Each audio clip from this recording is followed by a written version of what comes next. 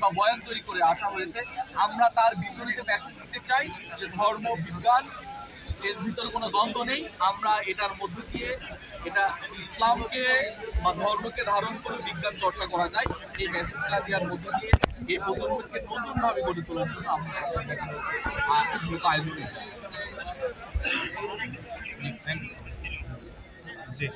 দূর থেকে যাতে আমরা যে শত্রুপক্ষ আছে তাদেরকে ডিটেক্ট করার জন্য বা তাদের প্রতিনিধি নিশ্চিত করার জন্য আমরা দূর থেকে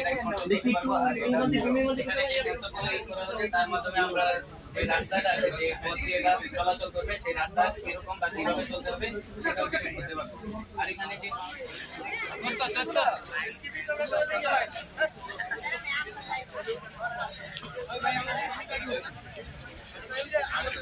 আমি আসছি